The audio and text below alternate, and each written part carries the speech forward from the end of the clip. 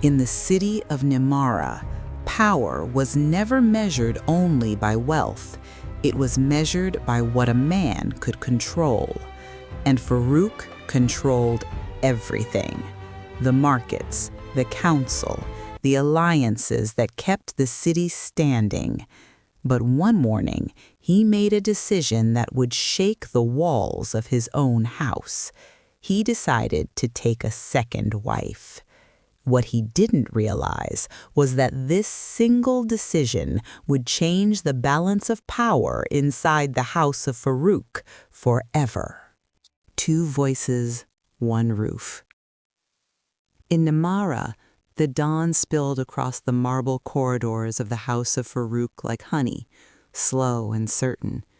The light threaded through latticework of cinnabar red, painting the walls with the soft fire of morning. From the high window of the private salon, Leila watched the first breath of day steal across the courtyards, and the city awoke outside her window as if a vast, patient breath had begun to rise from the earth itself. She did not rise to greet it. She remained seated, her hands folded in her lap, the folds of her veil arranged with the exactitude learned in years of ceremony.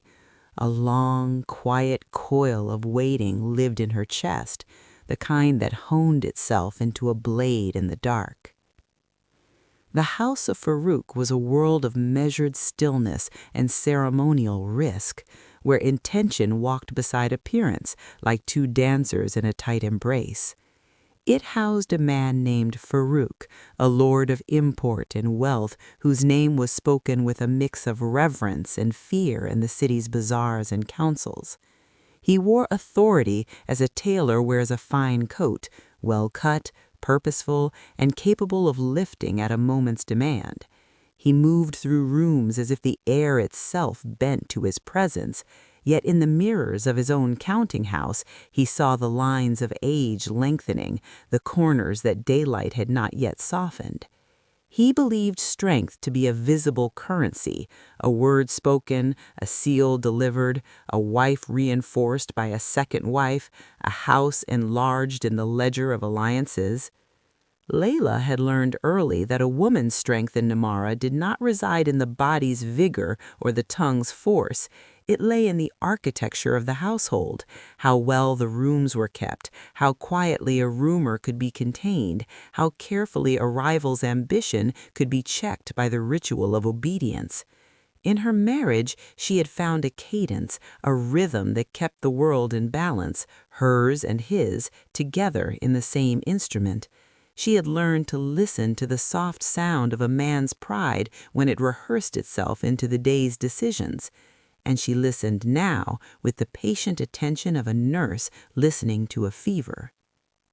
The salon where Leila spent most mornings bore marks of her influence: carpets stitched with motifs of vines and pomegranates, a low couch of dark wood lacquered to a dull mirror glass shine, a cabinet holding ink and paper that might once have carried a lover's note or a governor's decree.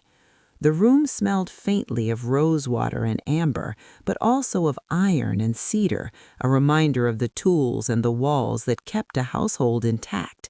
She kept a careful ledger of the hours, what was said, what was promised, what stayed unspoken because it would fracture too easily if voiced. Across the hall, Farouk's life moved in a different, louder tempo.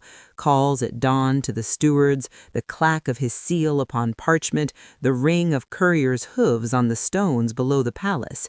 He did not wear his promises in visible gold. He wore them in schemes, in what he could make the city grant him by face and favor.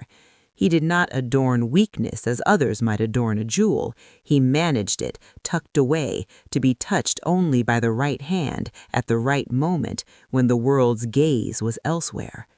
That morning, Farouk entered the salon under the same arch of light that had done its work on the floor and furniture. He wore the clean-cut armor of a man who knows the weight of his own name. His voice carried into the room with a calm that could have been mistaken for generosity. He spoke of matters that rose like flame from a forge, treaties to be renewed, markets to be aligned, a plan to ensure the house's line would endure beyond his own time, an inheritance of strength, a guarantee of continuity. Leila listened with practiced patience as someone who has learned to hear the undertone beneath every statement. The plan he spoke of was not new in its shape, only bolder in its arrangement. A second wife, he said, not merely to heighten fertility or to build alliances in the city's fringes, but to demonstrate his capacity to command not simply affection but obligation, an emblem of his control over the most intimate of loyalties. He spoke the language of strength, the strength to attract, to seal, to decide who would enter the house's most private chamber and whose presence would extend the house's reach across the realm. To Leila, the public rationale sounded rehearsed, the private modus palpable. Strength in Nimara was not only a matter of what a man could earn in coin or lands, but what he could summon from the hearts of others by the mere assertion of his will. A second wife, Farouk suggested, would guarantee a new alliance, a new sequence of banners, a double line of kin who might offer protection against enemies who had learned to count the house's resources as a form of soft power. It was a chess move, elegant in its logic, terrifying in its simplicity. She found herself looking at his hands, the hands that first pulled her into this world with a promise of protection, and then, through the years, had learned to hold not only a person, but a plan. His fingers were long, the nails trimmed with the care of a craftsman, yet there was a tremor that she now recognized as the tremor of fear disguised as purpose. He spoke of the duty to the lineage, of the duty to the state, of the duty to a future that could be safeguarded by the presence of another woman within the walls his own authority had already defined. Leila did not interrupt. She did not stand and storm out with the wounded pride of younger women who believed their tears could stop time. She answered him with the soft, precise cadence that had become her way of preserving balance. A second wife will bring more than an alliance. She will bring a demand for space, a new interpretive voice in this house. The room will fill with arguments, the beds will be shared, and the guardians of the gate will question the need for every gesture that follows. If strength is the measure, then let it be measured in what remains when the dust settles, not what is stirred at dawn by a rumor. The room's light shifted with the hour and with the turning of Farouk's gaze, which continually measured her as if she were a room he might refit with new furniture to suit his newest line of thinking. He did not recoil from her challenge. There was in him a silent gravity that made him push back only a little, enough to maintain the surface balance. He spoke now not to her, but to the people who stood behind him, the counselors, the stewards, the family's men of learning who kept watch over the records and the seals, the ones who would either sanction or reject the plan in the eyes of Nimara's law and custom. The moment of decision was not one of triumph, it was a prolonged, careful weighing of consequences. For a man who wanted to project strength to a city that measured men by the collateral of their households, knew that every public act of power required a domestic weather system to support it. A second wife would be a gust that could lift the roof or collapse the walls, depending on the heir's mood and the foundation's readiness. And Farouk, in his own way, understood the second wind's risk as clearly as the wind's promise. Leila, seeing all of this from her place in the salon's cool, shadowed corner, felt something like a season changing within the house. The air grew thicker with possibility and with consequence. The staff drifted in and out, a cook who carried the scent of saffron and pomegranate, a seamstress who coaxed the hall's velvet drapes into a new arrangement, a tutor who spoke the language of contracts and lineage to the younger wards of the house. All of them moved with the sense that something momentous had begun to tilt, though no one could say toward what end. The city outside moved with its own gravity. Nimara's markets spread like a living network of arteries, feeding the palace with wealth and rumor in equal measure. The great bazaar hummed with merchants who knew where a rumor could become a treaty, where a favor could become a loan, where a name could be sold or bought as if it were a silk thread in a loom. Leila knew how the world worked because she had watched it from a seat of quiet power within the house's walls. She had learned that strength, in the end, was a social art. It required a public face that could hold a line of men's eyes, a private heart that could weather the storm of a spouse's temptation to cast you as a mere instrument in his grand plan. And so the morning that Farouk's plan was laid bare, Leila found herself listening not only to the words, but to the pauses between them. The pauses that carried risk, the pauses that carried a kind of raw truth. There was a tremor in the air that she felt rather than heard, a whisper of something unsettled in the city's rhythm, as if Nimara knew that a new season had been summoned and would bring with it winds neither gentle nor predictable. After the audience with the council, Farouk left the salon with the slow, solid stride of a man who had just laid a stone in his own future. Leila did not rise to follow him with the ritual courtesy of a wife who would pretend indifference.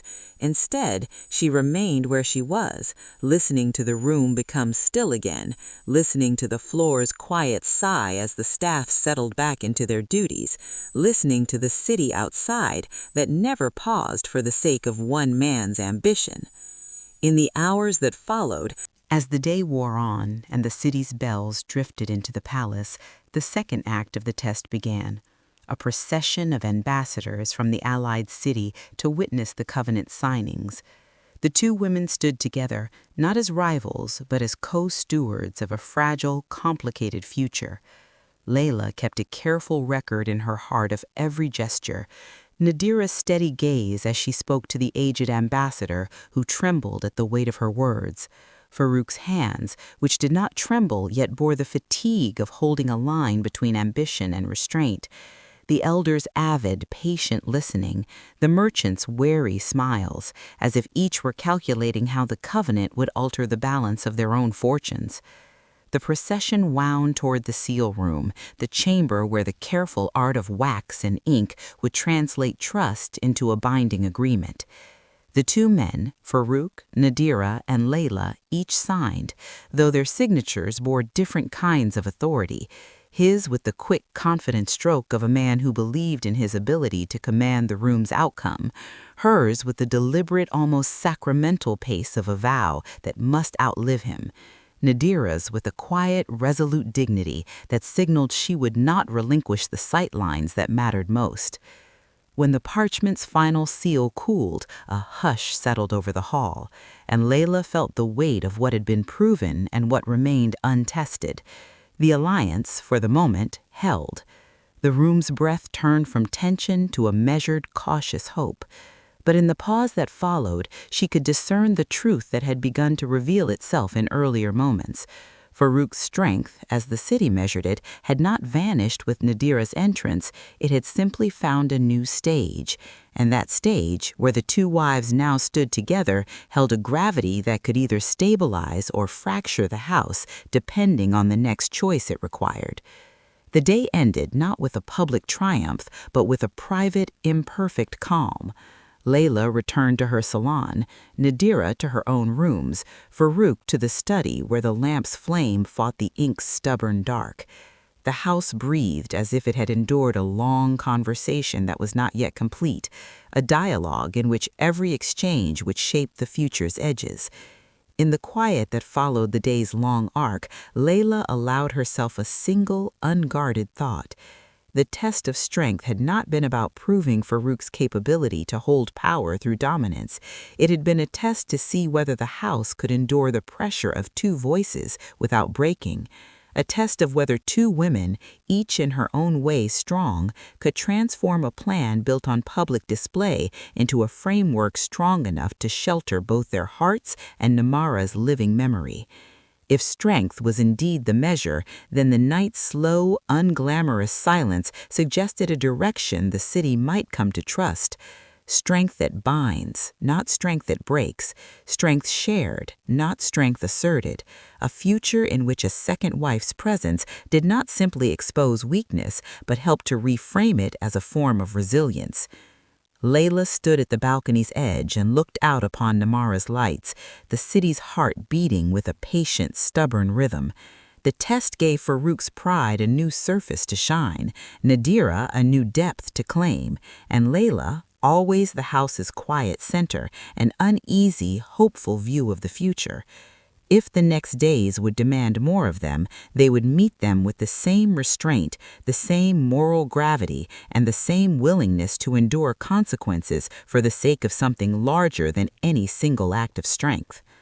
And so Part 3 closes with the air thick with a fragile truce and a shared, uncertain promise that the house might endure if its terms were not merely spoken, but lived by two women who could hold two names within the same room, and by a man who could learn that true strength is not the power to bind others, but the courage to bear the truth when the binding fails or slips. Leila awoke before dawn, as she had learned to do when the city's breath still carried the tremor of a day's decision. The room was cool, the fabric of Nimara's morning light slipping through the lattice like pale water. She stood at the balcony threshold and listened to the distant, patient murmur of the harbor, to the low creak of the palace's timbers adjusting to the new weight of responsibility, to the soft, necessary sounds of a household learning to live with two voices speaking in unison. The drought season had pressed the city into a new moral economy, and Nimara's heart, like a patient creature with a long memory, remembered how the old recipes of power had failed when faced with scarcity. Leila did not romanticize the crisis. She remembered the ledger's cold arithmetic, the fear written in merchants' faces, the way a clerk's careful hand trembled when coins passed from one palm to another.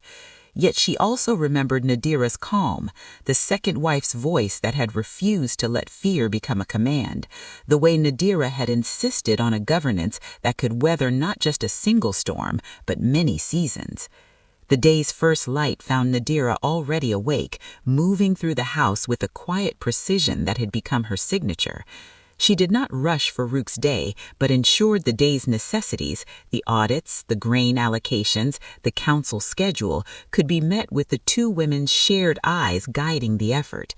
Nadira's presence, so steady, so unflinching, had become the house's quiet engine, a force that did not demand to be seen, but insisted that the city feel its effect in the steadiness of its steps. Leila's thoughts turned, as they often did, to the two vows Nadira and Farouk had woken weeks earlier, and to the careful, stubborn truth that a house can endure only when its leaders acknowledge the limits of power. The covenant's old and new clauses alike had begun to live not on parchment alone, but in daily habit. Two chairs at the council table, two voices in the planning room, two sets of eyes that inspected every future the loom could conjure. It was not a democratic ideal in the modern sense, but it was a lived architecture, two minds bound to a single roof by a shared sense of duty. The external audit revealed what any prudent house knows: a crisis does not pretend to be neat or fair. It arrives in the margins, in the subtleties that a reporter's headline never catches, in the ledger's small, almost invisible cracks.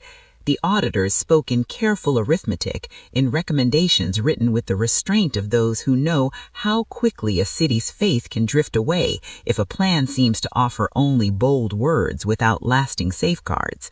They confirmed the necessity of transparency and the merit of shared oversight.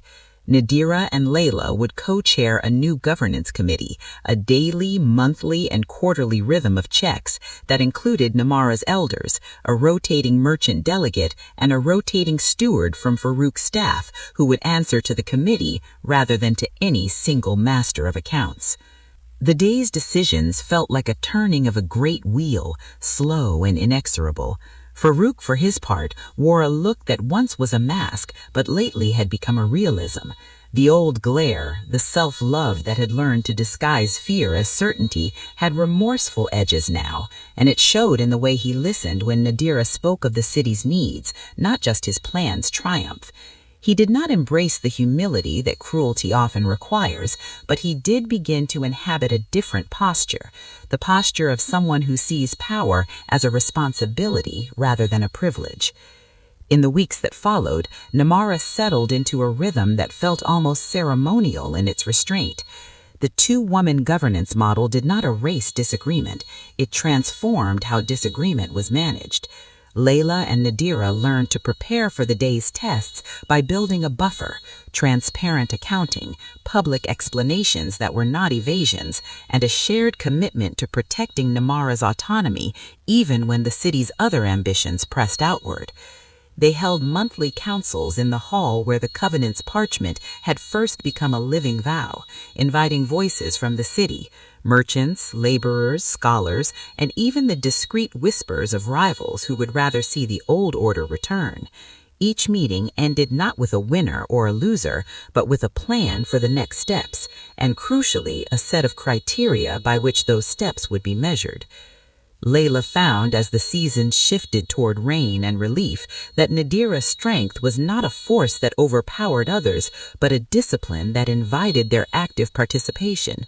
Nadira's governance did not demand obedience, it earned collaboration. The city's people began to speak to her not as a stranger in the house's inner sanctum, but as a steward who shared their burdens, a voice whose authority rested on the city's consent and on the fairness of the processes that governed the alliance. The two of them, Leila and Nadira, grew into a partnership that felt not like compromise, but like a new kind of justice, one that recognized the value of two visions and the power of their union to enlarge Nimara's probability of flourishing. For Farouk, the reckoning came not in grand speeches, but in the slow, incremental disclosure of consequences. He discovered that a decision to prove strength by coercing others could no longer hold this house together, not when the two women's wardenship of the home itself was a living alternative to force. He found himself listening more often than he spoke, checking his impulse to command against the city's new habit of asking for rationale, evidence, and inclusion.